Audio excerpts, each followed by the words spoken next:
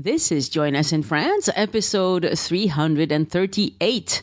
Bonjour, I'm Annie Sargent, and Join Us in France is the podcast where we look around France so you can best enjoy France as a destination. We talk about French culture, history, gastronomy, and everything it takes to have a meaningful experience in France. Today, I bring you a conversation with Elyse Rivin about Rocamadour in the southwest of France, in the region where I was born and raised and where I live today. Occitanie. So many people who have done trip reports with me mentioned Rocamadour as one of their favorite places in France. And I've been there about 1 million times myself because it's a favorite of locals too. So it was high time Elyse and I do an episode about it. For those of you who are new to the podcast and haven't heard Rocamadour mentioned very much, this is a really scenic village where much of the village and the church were built hanging on to the side of a cliff. In the Middle Ages, in this part of France anyway, as Elyse will explain, the ability to retreat into cliffs was vital. There is a lot to see around Rocamadour as well, and we go into a few other places near there that we think you should not miss and why we love them. Somebody on Facebook said that she hadn't heard me address the situation in France and if it's safe to travel to France again. Dear Facebook poster, you need to listen to more of the episode. Right after the interview segment, I talk about what's new in both France and in my personal life. I update you about travel to France every week, pretty much, and I will do it again today. And there is a lot happening on that front, so stay tuned till after I'm done talking with Elyse, so you hear all about that. And I also send updates to my newsletter subscribers. And if you don't get that, you can sign up at joinusinfrance.com/newsletter. If you like what we do here at Join Us in France, consider supporting us by visiting joinusinfrance.com/boutique to check out my books, tours, and services, such as my itinerary review, where I help you craft the best vacation in France specifically for you. Follow Addicted to France on Instagram to see my photos of Rocamadour. I'll post them this week.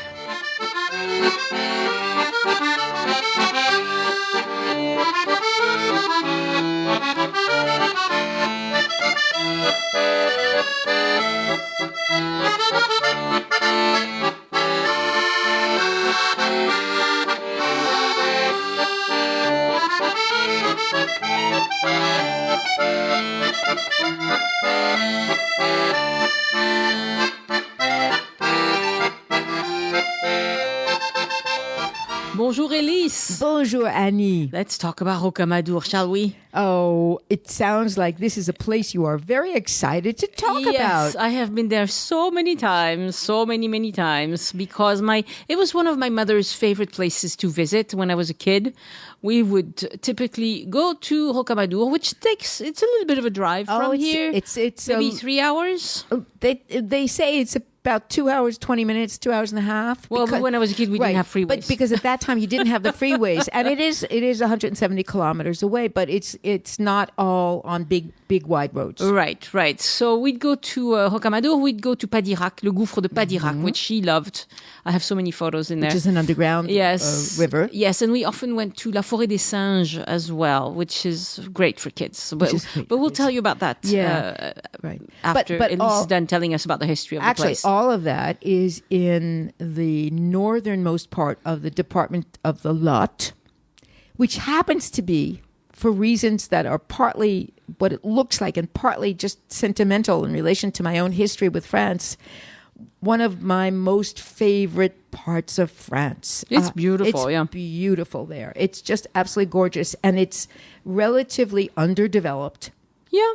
I mean, there are lots of very beautiful big villages, but the biggest city that's really in the whole department is Cahors, which is not very big. It's only a little under 30,000 people. Right, it's about an hour away south of Rocamadour, and we've done an episode about Cahors. Right. I mean, but the area is absolutely gorgeous. This is a part of, some people consider it to be part of what's called the Valley of the Dordogne, because the Dordogne does cut right through it, even though this is the Lot, which means the Lot River also goes through the department. But it's also what is called the Haute Quercy. which is part of the these very dry limestone. The word in French is coasts, but they're kind of like plateaus, but they don't really look like something flat on top like you imagine in the States or something. It's really hilly. Yeah. But it's a very particular kind of climate and a very, very particular kind of vegetation. And the houses are all made of very beautiful stone. And whatever the reason, I love it there. I just think it's gorgeous. Yeah, it's a lovely part of France to visit, and of course it's in Occitanie. It's in Occitanie, where we both live. Yes. So it's near and dear to our hearts, and also a place we know. I mean, and we know, we know it well because I've been going there since I was a kid, like I said. So you've been going there since you were a kid.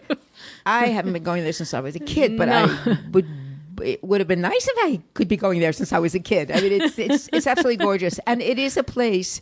If you're based in, for instance, in Toulouse, this is a place you can go for a day and come back. It's a little bit of a drive, but it's worth it if you get up early and you can make a full day of the whole tour of the area, right around Rocamadour, or this area is a great place to go for a weekend or an overnighter because you have so many things that you can do and see in the same. Yeah, and you could easily stay in Hokamadu. I'm sure there are lots of hotels right there. I think there are a certain number of hotels in Rocamadour. There are certainly lots of B&Bs and gîtes which are outside. Rocamadour, maybe we should just begin by saying Rocamadour is a medieval city that is a very famous pilgrimage site.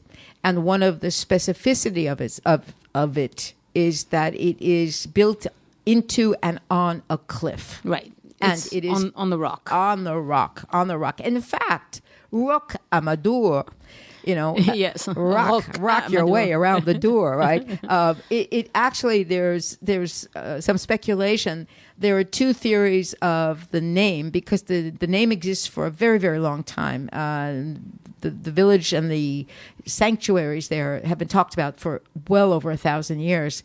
But one idea is that the word is a combination of roc, R-O-C, which is simply the Occitan for rock, and the old ancient Occitan word for big, which I can't even translate because I really am not sure of the form anymore. But the other popular idea, and neither of which can be totally confirmed, is there is a saint associated with the place, Saint Amadour, and his body is supposed to, and notice I'm putting it in a certain kind of conditional because to this day a lot of things have happened, so there's no way of absolutely knowing for sure. But his body was apparently found inside one of these chapels dug out of the cliff. Mm-hmm. And since it was a hermitage, he had gone there. We're talking about the very, very, very long time ago, like in the 2nd century AD. Mm-hmm. The name has been around for so long that there is a good chance that it is associated with him and that it was the rock of this saint. Right. Rocamadour. Right.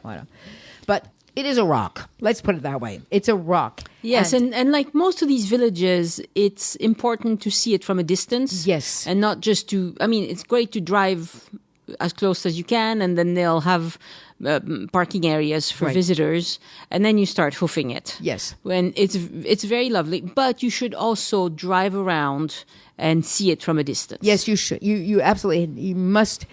Now, in my memory, and I've been there a lot, but the last time was a few years ago already. I don't remember if it was about 3 or 4 years ago. But now, of course, with much more access by car, and of course there are tourist buses also, unfortunately, that do go there. Lots of them. But you can get there. The village is a village that is partly down below in the valley of a little river called the Alzou, which goes into the Dordogne. And the rest of the village is built up on top of that, so that the middle part is actually the part that's dug into the rock. And then the top part is where there is a chateau. And you can, by car, either get to the top part where there is a big parking lot, or you can get to the very bottom part in the valley. Obviously, there is no way of driving to the central part in the middle. It's just physically impossible. Right. But the last couple of times that I did go there We arrived by the top part, and from where you can drive to get there, there is a view that is spectacular, absolutely spectacular, because you have an overview of the whole city of Rocamadour, including down into the valley, and you can see just how amazing this thing is. Right, right. And so it's worth studying your maps. There's a pull-out. I'll look it up and put it in the show notes if I can find it on Google Maps. Yeah. But there's a nice pull-out that I remember going to several times. And of course, also there is an elevator. Yes. To go up the rock. Yes, to go up the rock. So right. It's not always in operation, but if you go during a time when it's high tourist season, it'll be operating. Yeah, it'll be operating. And I don't think you even have to pay for it. Well, yes, you do. Now. Oh, you do now. Okay. You do now. Yeah, that was one of the things I was going to say. So the thing about Rocamadour, there are two things. Interestingly enough, it is one of the 10 most visited sites in France. 1.5 million people go there normal times in a year. Yeah. Largely, of course, in the summertime, but not only because Rocamadour has been for over 1,000 years a place of pilgrimage. And in fact, I went back over my notes again this morning, and I was looking at some of the things, and it says that for a practicing really religious Catholic, there are 4 places to do a pilgrimage.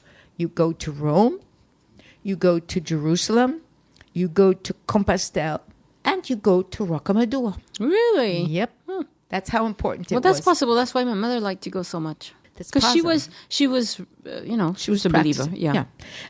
Now, of course, there is still a pilgrimage. People still go there for that reason. But more than that, people go for the spectacular sight, and also because it is a curiosity. And it's a curiosity for the same reason we can say that in the 1000s and 1100s, it was a site of a sacred pilgrimage. It has, the village itself is built, and this is what's fascinating too about it, the hierarchy of life in the Middle Ages, so that on the ground floor, that is the valley floor, you had, starting when it was first established, which is about the year 1000, so it's really old, you had the workers, you had the peasants, and you had the workers. The middle level, which is where all of the church and chapels are, is part of the religion. And the top level is where the knights and the lords were, which is literally the level where you can now drive up to, and there's a parking lot. And that was exactly the levels of life in society. You had the aristocracy and the knights up above. You had the religious in the middle, and then you have the basic everybody down below. You know? And that's basically the way it is. And now, if you go there today, it's exactly the same with one very big difference, and that is up on top you have a chateau, which is not completely visitable. In the middle is where all the religious sanctuaries are, and which is largely where people go to visit the different chapels. And down below, it is now an endless stream of shops and restaurants. Yeah, lots and lots. And they're really neat, some of them, but that is really what it is. It's just commerce. It is touristy. It's touristy. You know, having seen it over decades, it's become really, really touristy. It's very touristy. But I still take people there when I have family and friends who come over. I still take them because it's beautiful. It's beautiful. You got to see it. You don't have too many places. With all of the magnificent medieval villages we have everywhere, really everywhere in France. And of course, in the south, we have even more, I think, than in the north. And many of them perched on hills. We've talked about a few of them. This is beyond that in terms of what it looks like. Yeah, this is world famous. It's world famous, and it's not a little village with a couple of structures. So how did this begin? Well, you have the legend of Saint Amadou, which is obviously one of those things you can neither confirm or not confirm. It's one of those, you know. Interestingly enough, I hadn't realized until I went back and did some back research on it. Usually when it talks about a particular saint or something, I'm always assuming it's going to be from the early Middle Ages, maybe the 600s, 700s, 800s. But this is really going back far, because apparently this was somebody who was a disciple of the first generation of people who converted to Christianity. So we're going really, really way back. How the story is that this is someone who was converted to Christianity in the Middle East, and who came to Gaul to preach. Yeah. Well, there are lots of stories like that. Who knows? Yeah. I mean, who knows how they got there? But what happened was that starting in the years just around the 1000, which is really, in terms of, even for people who really don't understand all of these different periods of time, around the year 1000, life started being a little bit better for people in what is now France. There was a lot more prosperity. The crops were better. There was less invasion by different groups coming from everywhere. Mm-hmm. And life was kind of settling into a kind of normalcy. And so there was a huge growth in population. Mm-hmm. And also there was the development of different kinds of activities. And at the same time, there was a resurgence of religious fervor. And one of the things that happened was when all the pilgrimages began. I don't think that there was any planning involved in it. It just happens to be that it was one of the things that started happening. And you have, of course, the road to Compostelle, which, of course, is in the extreme western part of Spain. And you have a pilgrimage that started going to Rocamadour, and one of the reasons why was because there is a black virgin there. Right. Now, this is why I find all of this very fascinating. They have actually done carbon testing on the Black Virgin or the Black Madonna, if you want, that is in Rocamadour, like in the others. It happens, did you know that in France we have 160 of them? We have a lot of them. We have one in Toulouse. There's a bunch in Spain too. I know of a few in Spain. And interestingly enough, they're almost exclusively in the southern part, close to the Mediterranean.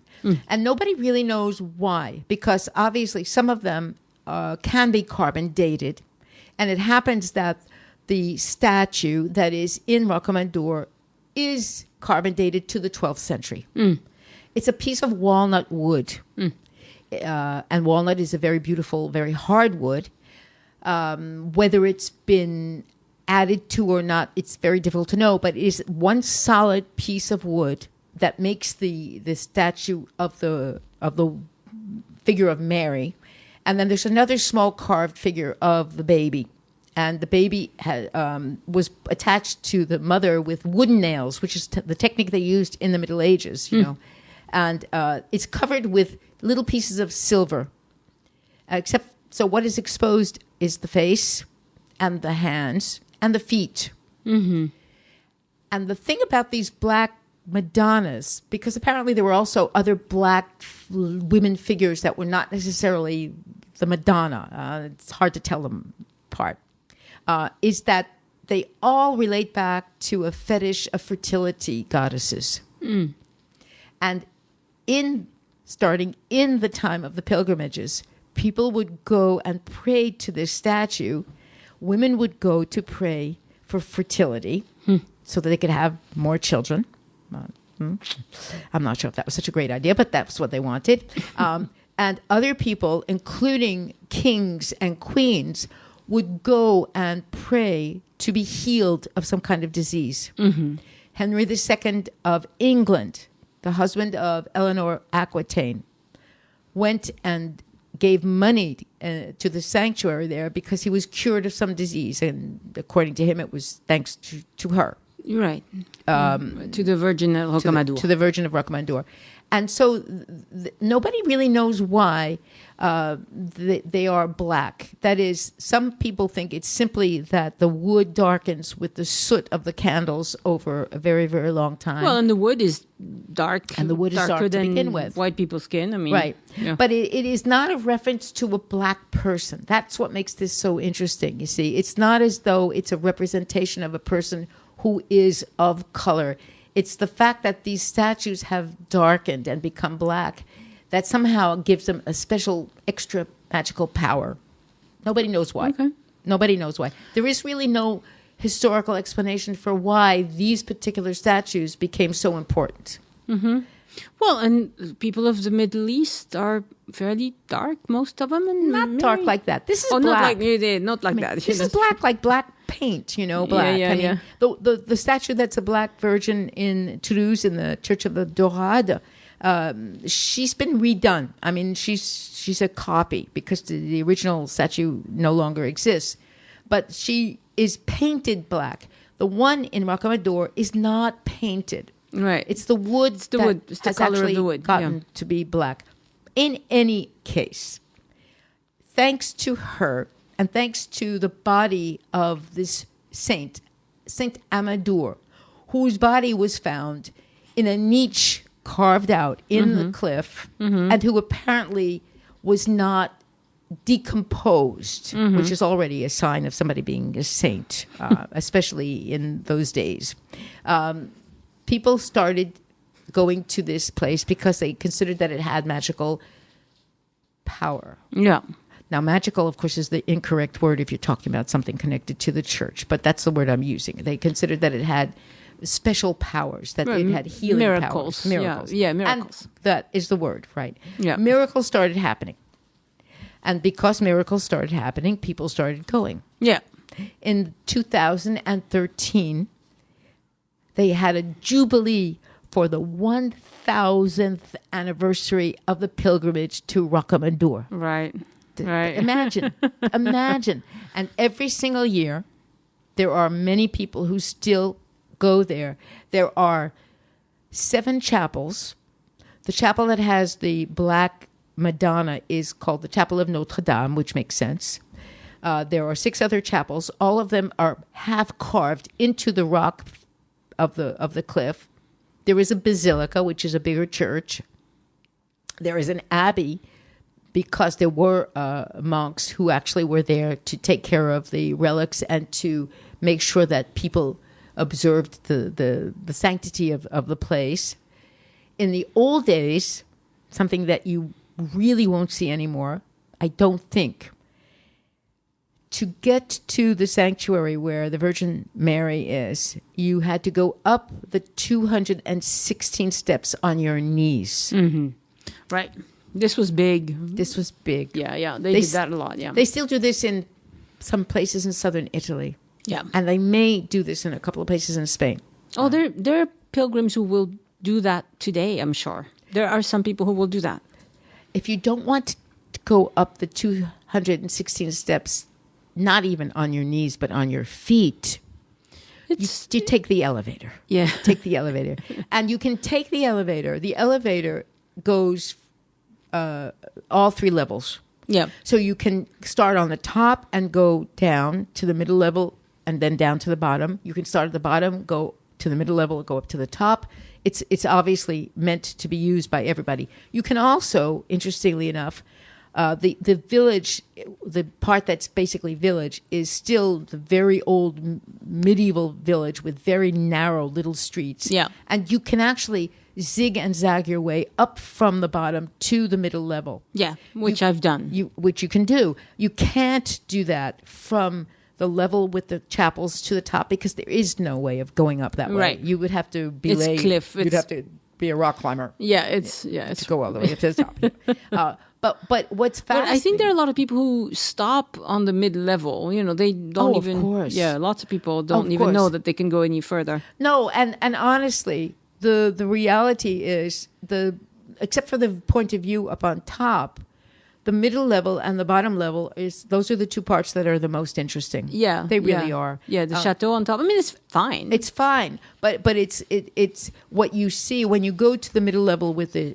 sanctuary and the chapels. It's really fascinating. It's fascinating from an architectural point of view because it is it's really old medieval structure. From the fact that it was carved largely out of the cliff, and of course the history that is attached to it. Now, what's fascinating too about Rocamadour is that in spite of it being that important as a pilgrimage site, starting in the end of the 1300s, when we have the war between the English and the French, it starts getting attacked. After all, Henry II of England, who was the English king, considered that it was part of his territory of Aquitaine by marriage. And of course it wasn't. It was considered part of the Kingdom of France. But the worst part is that in the early 1500s, during the time of the War of Religions, the Protestants sacked and burned almost everything that was in the sanctuaries. They managed to take out a lot of the statuary, including the Black Madonna, and they hid them. I'm saying they. I'm assuming it's the peasants, the townspeople, and people like that. But they actually left the rest of it in ruin. And strangely enough, unlike a lot of other places that we've talked about, nobody cared about bringing it back to life. So that actually, by the end of the 1500s, Rocamadour was left just like that. It was left half in ruin, pieces burned to the ground, other parts, the walls that were just demolished. And it wasn't until after the revolution when the whole concept of patrimoine, the whole idea of the cultural history of the country and the monuments came to be, that people started talking about rebuilding Rocamadour. So, in spite of the fact that that's going to be a deception for some people, you have to know that a lot of what you see now when you go to see the chapels was rebuilt in the 19th century because there was hardly anything really left intact. The insides of a couple of the chapels is still the old chapel from the 1100s at the latest. In spite of all that, the pilgrimages continued. But can you imagine going on a pilgrimage there when there is nothing but ruin? Basically, nothing but ruin. And it's only been since the end of the 19th century that the site was basically rebuilt and people started having little hotels and shops and things like that, so that partly for pilgrims and now, of course, largely for tourists to go there, it's a lovely place to eat, because if you sit at one of the restaurants, you actually look out. You're still not all the way down at the bottom of the valley, so you have a view out over the valley if you sit outside in one of the restaurants. But it was starting in the 1860s that it started to really come back to life. And so everything that you see now is really thanks to the more modern idea of what we do when we have medieval villages and things like that. And the pilgrimages still continue. And there's a very, very important festival of sacred music that happens every year, that is up in the chapels that people can go to. But it's really a fascinating site. I think for me, aside from the curiosity of this aura around the Black Madonna, and this whole thing, which is very much linked to a certain part of Europe and a certain period of the Middle Ages, it's the site itself which is the most remarkable thing about Rocamadour. It just is. It's gorgeous. And there are also things you can do around there that are fun. And it's a good place to go with kids. Yes. Because there's several things you can do. So, ones that I've done are Le Rocher des Aigles. So this is a bird show. This is a hawk. No, aigle, c'est des... the aigle is eagle. Eagles. But is it eagles and hawks or just eagles? It's probably both. It's probably both. It's been years. It's a show. It's a show. It's a bird show. And it's very fun, like most bird shows. They train to come up on their arm and everything. Yes. So that's fun to do with kids.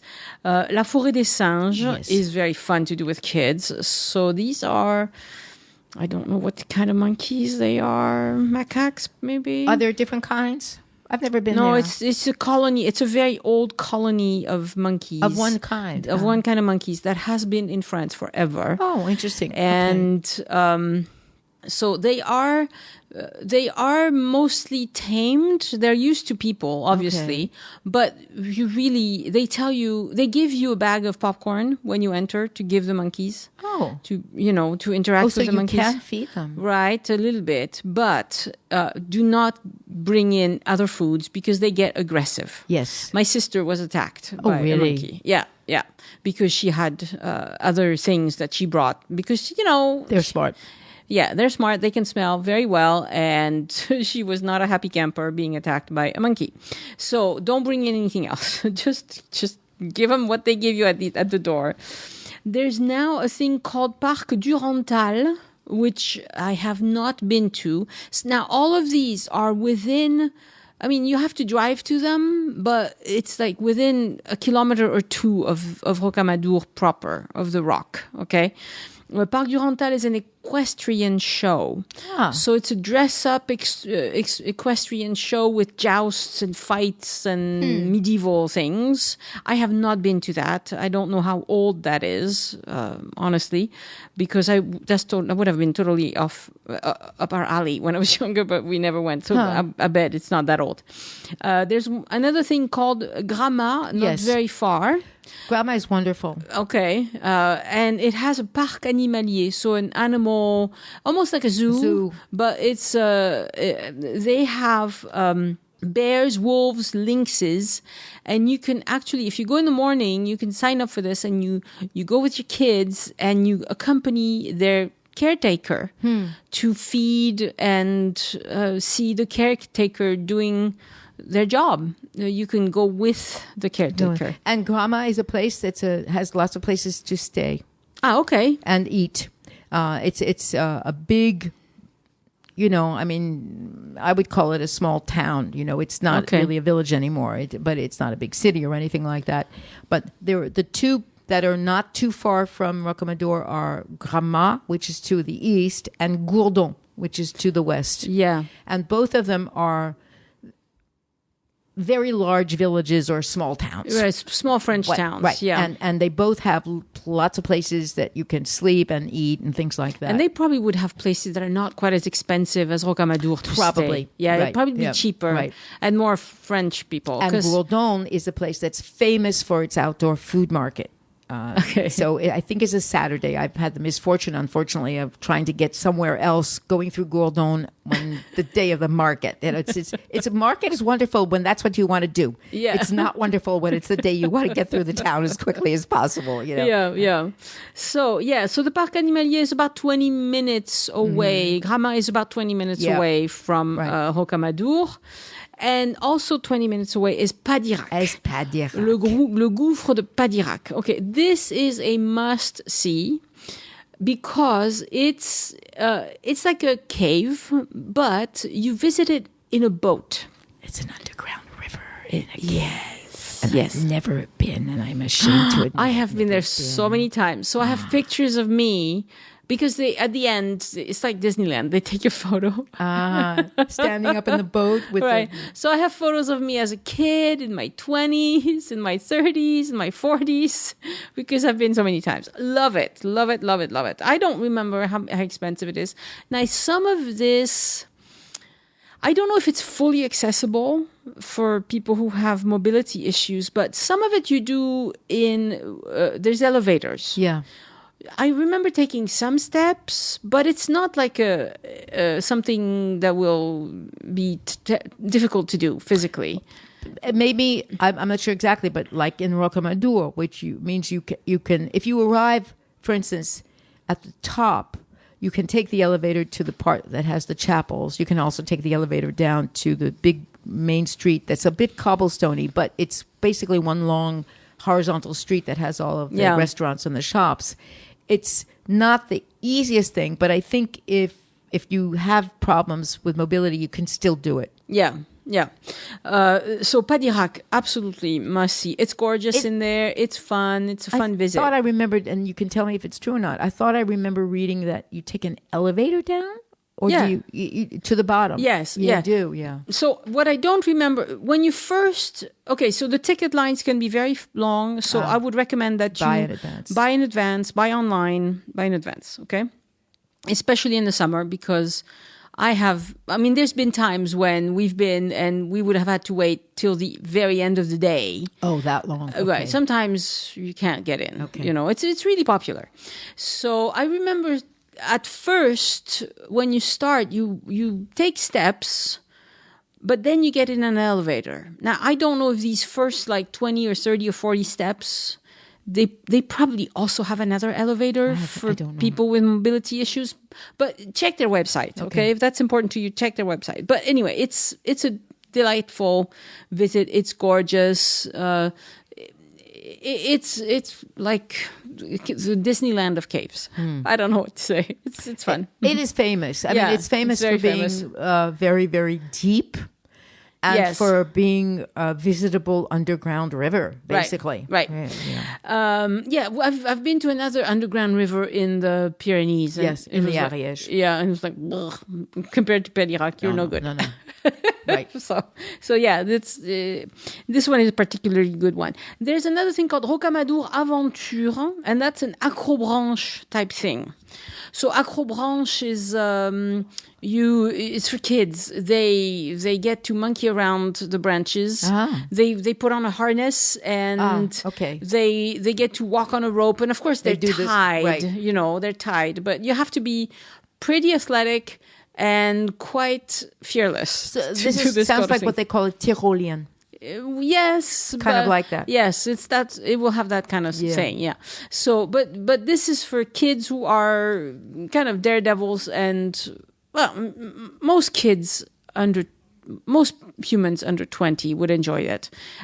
After that, you'd have to be a very fit person to be able to do this, because it takes a lot of strength to do all of that. Sarlat-la-Canéda is not very far. Not very far. I think it's a little farther. It's like an hour away. That's we're already getting further west into really Dordogne. And it's west. Yeah. But, if you want to kind of get an impression of whereabouts this is, Cahors is also about an hour away. South. Cahors is south. Right. And that's it. And I went on to look at the map. I couldn't remember the names, but I do remember that the last time I went, I was with my husband, and we were just kind of driving around. I think we actually had a weekend that we spent in the Lot in that area, and it's an area that has even tiny little villages that are absolutely gorgeous, things you've never heard of. I mean, the stone is beautiful, the architecture is very specific in this part of the Lot, and it's a place where you can drive around and find things that surprise you. Right. And you can probably do it on a bike too. I haven't really, it would be hilly. It's a good, yeah. It would be, It's good. It's good for really, that's a good workout. I mean, this is not a flat part of the Lot. This is really not. The food there, the two things that I know are specialties of the area are lamb, which is really, really big in the area. Sorry out there for those of you who are vegetarian, but the lamb in the Lot is absolutely delicious. And the wonderful little goat cheeses that look like hockey pucks that are called Rocamadour. Right, Hokamadu. That's what they're called. And they really look exactly like a little hockey puck. So these are delicious with fresh baguette and honey on top. Mm-hmm. Like in her chèvre salad. Yes, absolutely. Yeah, right. If you've ever had salade de chèvre chaud, probably they will do it with a Rocamadour in could France. Could be a cabicu, but it's very, very much. Right. And the other thing in the area, because this is the area, is walnuts. Yeah. And they have these wonderful little kind of croquant. They call croquant. I don't even know how you make them, but they're kind of like a very crunchy little cookie thing with pieces of walnut in them. I also remember for some reason some rock candy that we used to get when I was a kid, but I'll have to look it up. This was so long ago. I don't know if they still make them or. It's so funny because, of course, in the States we had what we called rock candy, which was chunks of crystallized sugar. Right. Well, what I remember is it was like it looks like crystallized sugar, but it had flavor like to it? some flavor and some color on top. Just lick it off, and I don't know what it was, but don't know. I haven't had it since I was a kid, but it was good. If you see it, get some. It's good. This is, it gets boring to say because France is beautiful and every area has gorgeous things to see. But seriously, folks, this part of France is to die for beautiful. Yeah. Really. Yeah. And there's a lot to do in the area if you want to, you know, it's... There's ancient stuff to look at. There's outdoor stuff to do. There are prehistoric caves. And lovely outdoor markets, especially, of course, in the nice weather, the certain months of the year. So it's a very, very beautiful, special area. And Rocamadour is special. One just little tip. If you really want to go, make sure you do not go the several days of the official pilgrimage. I don't remember now if it's in July or August, but you don't want to be there because it's filled with people who are there really for the pilgrimage. It's packed with the people like that. You won't enjoy it because there are so many of them.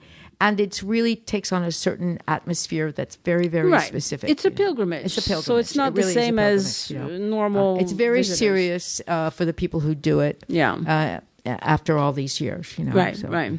But gorgeous, great for photography. I mean, great. You can't go wrong there. You will point your camera just about anywhere and have interesting, beautiful things. I would bet that, in May or June would be a lovely time to go because... Absolutely. Because, flowers and weather is usually nice. That's right. That time of year around the Occitanie. September and October would also be really good times to visit. Yep. Now, this is because it's touristy enough. Even if you go in the dead of the winter, you probably won't be the only one there. Right. I have often said about some most beautiful village or whatever that they're empty. There's nothing to do. Hokamadu won't be like that. No, it won't be. There's going to be people any day of the year. Pretty much. I mean, maybe not in COVID times. But it is actually listed as even though I don't consider it to be really a village. It is on the list of most beautiful villages of France. Go. But it's a little bit more and bigger than a village. It is, by the way, 150 meters high, which is 480 feet. Which is it's a rock, which is a cliff. It's a good sized cliff. Yeah. I mean, this is we're talking about. It's not monumental. We're not in the Himalayas, but it's impressive. Yeah. It really is. Is the church? I don't remember the church at all in Hokamadu.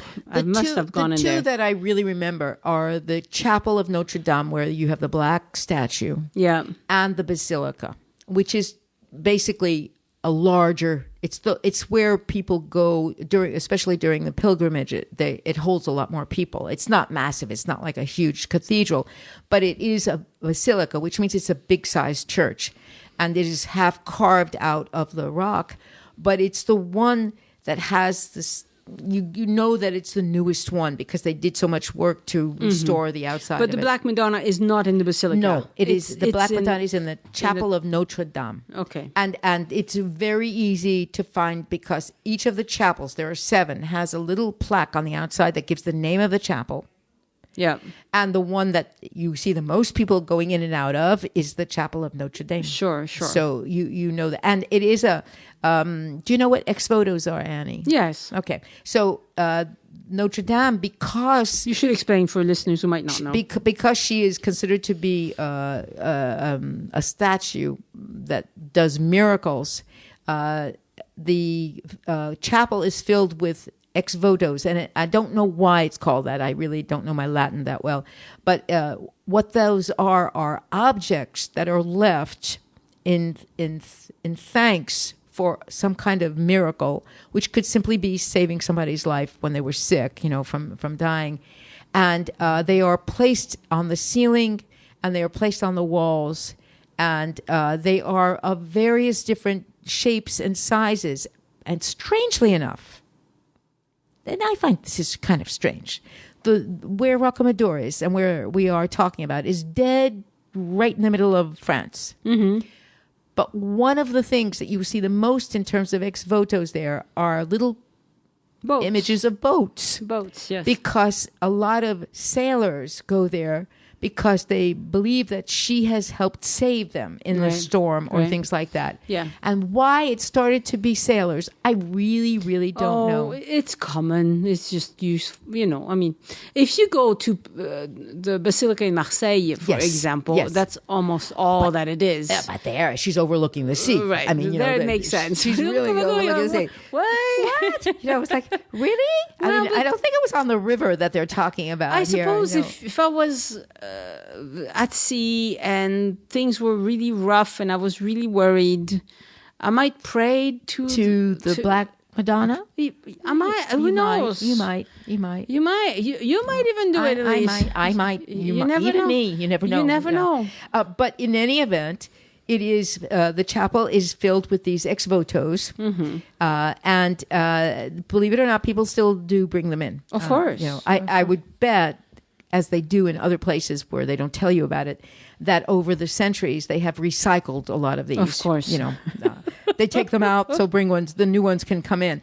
But it is filled with these ex votos. And as you say, like the church in Marseille, it is rather interesting because they're hanging from the ceiling and they're on the walls, and each one represents a miracle. Yeah, it's something somebody got saved, somebody was cured, somebody had children. An anecdote I have to say I find really humorous that talk about it in one of the things online about the history of Notre Dame is that because she's associated with fertility, there's a story that, I don't know which century this was, that a woman came 3 times to pray so that she would get pregnant, and then goes back afterwards and said, I came to pray 3 times and thank you very much, you gave me triplets. There you go. There you go. You better be careful of what you wish for. Thank you so much, Elyse. You're welcome, Annie. Au revoir. Au revoir.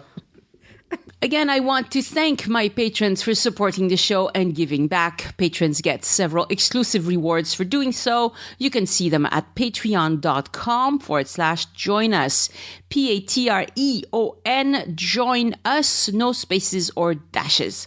Thank you all for supporting the show. Some of you for many years now. You are fantastic. And a shout out this week to new patrons, George Macy, Michael and Nancy Armstrong, Sarah Longcore, Jerry Rosenthal, and returning patron Maria Trenzado. Thank you so much for becoming patrons and making this podcast possible.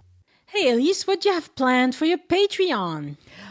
Well, up and coming a lot, besides continuing with my ABCDR, which of course means I'm going to do basically a dictionary with every letter of the alphabet, I'm going to be starting a new series on French artists. How fun. Yeah, and since I know that everybody has a different taste in art, n'est-ce pas, Annie? You and I have wonderful conversations about what is good and what is not good in art. I think I'm going to begin with a kind of quiz questionnaire that I'm going to put out for everybody, not just my own patrons on Patreon, but for everybody who listens to Join Us in France. Yeah. And see what answers I get, because that will kind of help set up exactly what I'm going to do. Okay. So we'll put that on your Patreon. We can put it on the Facebook group. I can send it out to the newsletter as well, and then we'll just get answers and see what French artists people are interested in. Exactly. And I want to see who knows what. No. We're going to do. This is going to be an art Francophile quiz. Excellent. So to check out Elyse's Patreon, you go to patreon.com, patreon.com/Elyse Art, ELYSART. And there you are. Merci beaucoup, Elyse. Merci, Merci, Annie. Another way to support this podcast is to hire me to be your itinerary consultant, and I make you a custom travel itinerary. Lots of you have signed up for one, and it's been a busy week as a result. To see the details of how this works, go to joinusinfrance.com/boutique. And just FYI, prices will be going up a bit at the end of May. This week in French news, we're vaccinating up a storm here, and the number of people who say that they are not sure they want to get vaccinated is coming down steadily. I figured, and I was correct, it turns out, that once people knew enough people who got vaccinated and didn't turn into mutants, it would reassure them. And it has. Some people are just afraid of needles, okay? They'll never admit it, but they think they'll get an owie, and that's what's stopping them. I really don't think they would enjoy COVID any better. For instance, my sister-in-law wasn't sure she wanted to get vaccinated. She's really afraid of anything medical. But close friends of hers who live in the boonies in France somehow got COVID. Surprisingly, the husband, who is a healthy and fit 50-something, ended up in the hospital for a couple of weeks. The wife, who is also a healthy 50-something, did not have to be hospitalized, but she still has a hard time performing some daily tasks months later. Stories like that get around and people change their minds. 80% of French people today say they want to get vaccinated, and we've hit just 34% with one dose and 16% with 2 doses. By now, we have lots of doses arriving every week. Vaccination is going well, but we started late, so it's going to take some time.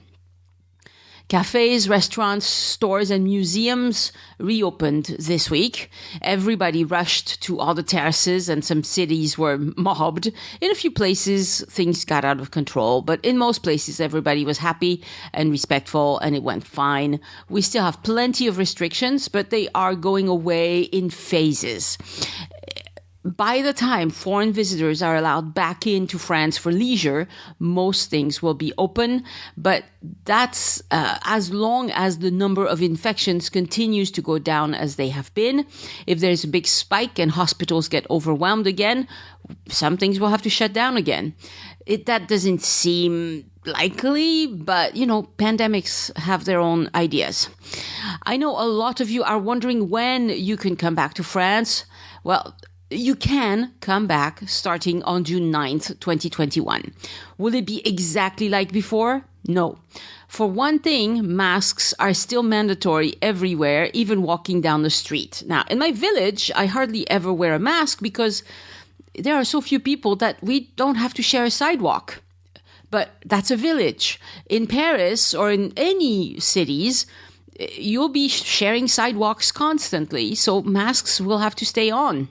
And also, and this is a big deal, I want you to really understand this, for the time being in France, everything needs a reservation. All museums and venues require advance reservations because they have quotas of how many people they can have in the building per square meters. They only sell a certain number of tickets and then they're done. I think museums in Paris will continue to require advanced reservations for a long time. The Louvre, Orsay, Eiffel Tower were already going in that direction before the pandemic, and there will be no looking back for them. I suspect it'll be the same for the catacombs and the opera house, venues like that, where they are so popular that it's hard to do crowd control, even without a pandemic. It's conceivable that minor museums will go back to selling you a ticket just at the door when you arrive, eventually, but don't count on it, not this year anyway.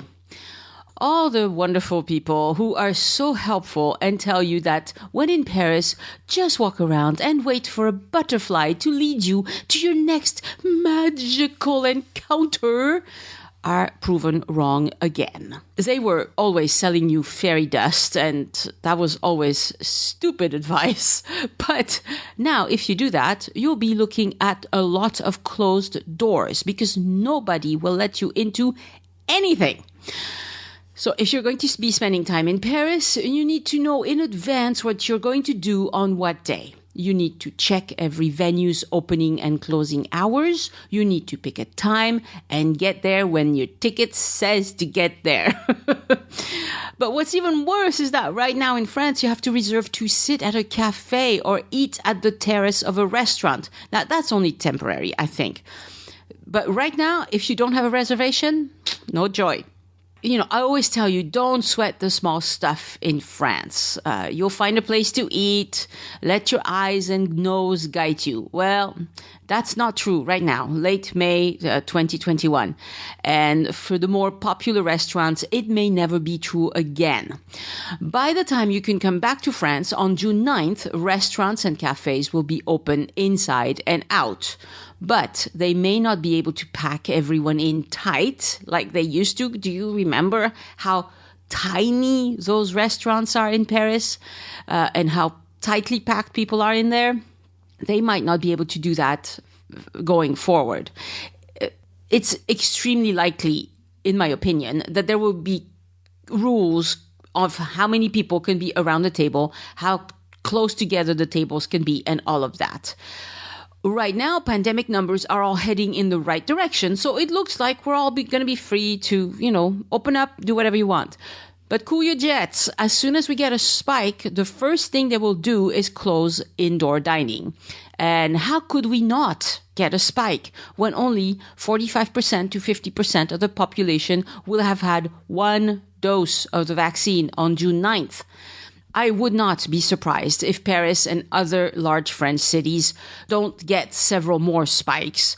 And that will be so until we get to 70% of the population with 2 doses. And that's not going to happen until later in 2021. When? December 2021, probably. I think that's a safe bet. October 2021, if all goes great.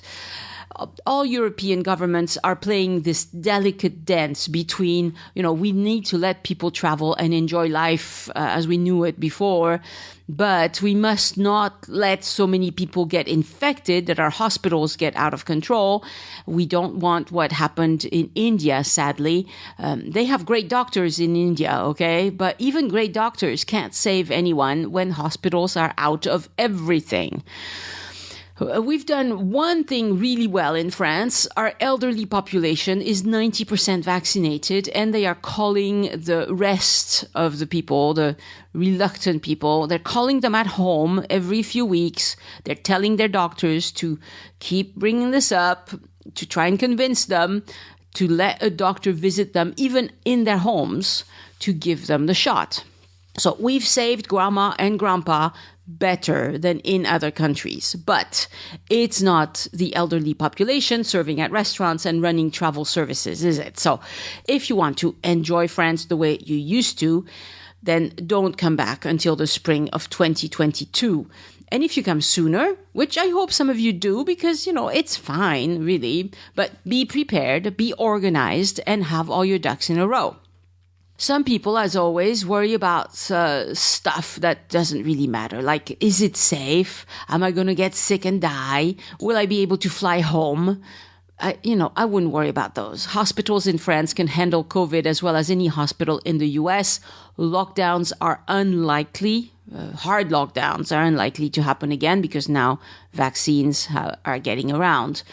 But if you come as soon as it's allowed, again, that's June 9th, there will be lots of small irritations, like, sorry, you can't eat here because you don't have a reservation. But look on the bright side. You can always have a jambon beurre or a French taco and walk the streets looking for that butterfly, pointing you to your next magical encounter. I think you'd do better at finding great places to visit if you follow my voice map self-guided tours, but that's just down to earth, Annie. For my personal update this week, my husband and I had a great time at the Hôtel de Brienne in Toulouse last weekend. Thank you, John, for donating that to us. It was kind of odd because the hotel was almost empty. Dining areas and bar were still closed because they only opened on Wednesday, and we were too early for that. So it was definitely a very quiet hotel. We had breakfast in the bedroom, which I had never done before. It was nice, lots of food.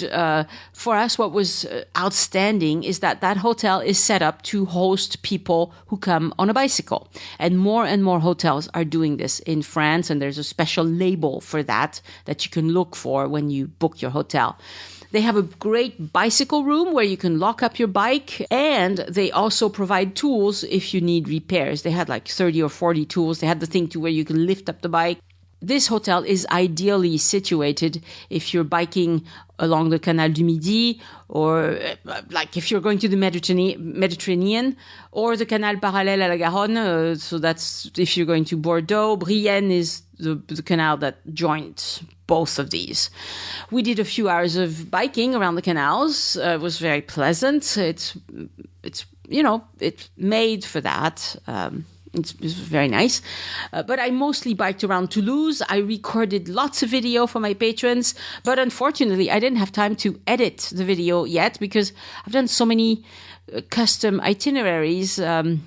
Hopefully next week, if I don't sleep at all, because I have more custom itineraries to do. I'm not complaining. It's great to be very busy. So keep them coming. The other thing that has been great for me this week is that my husband made me a utility for my computer. He called it Annie's File Magic. I can drag and drop a file into it, and it'll show me where I took the photo if the GPS was on, which it normally is, both on my camera and on my iPhone.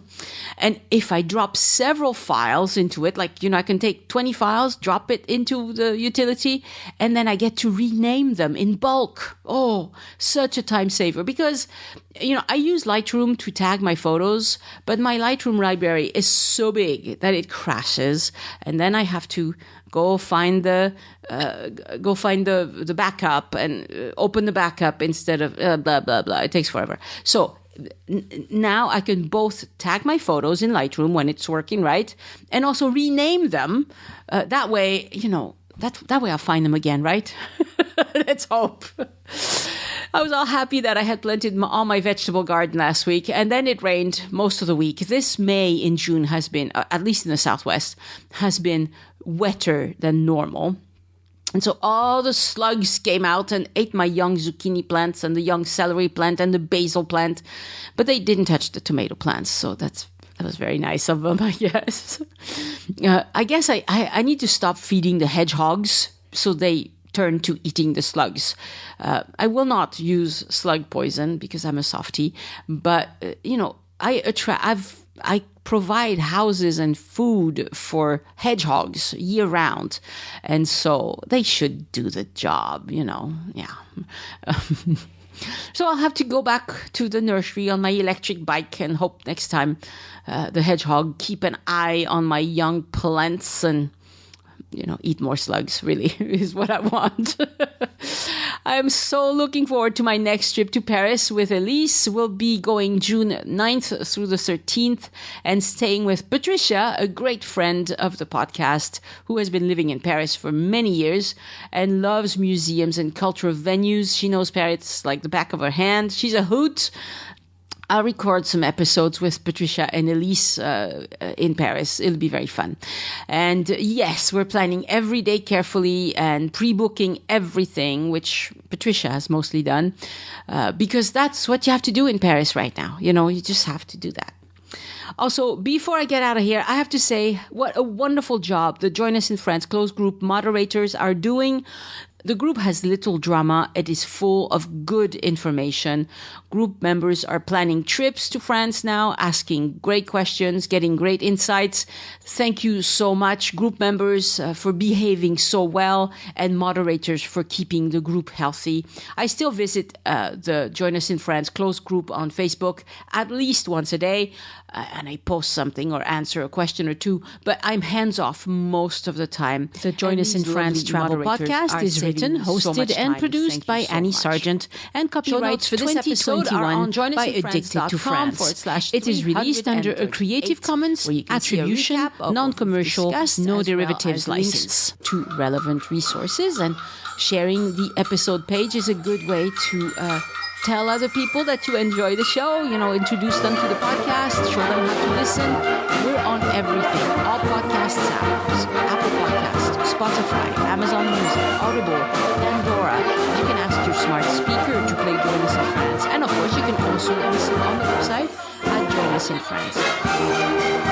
Next week on the podcast, an episode about the education of girls in France. We're big into education. Since Napoleon, if you listen to my recent episode of Napoleon, you heard that he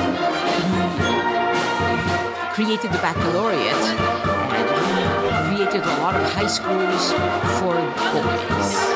But what about girls? So we'll talk about that with Rebecca Rogers. She is a French-American historian, so we'll also talk about her history of how she moved to France when she was young. It was great to talk to her about a topic she's researched and taught her whole life. Send questions or feedback to Annie@joinusinfrance.com. Thank you so much for listening, and I hope you join me next time so we can look around France together. Au revoir.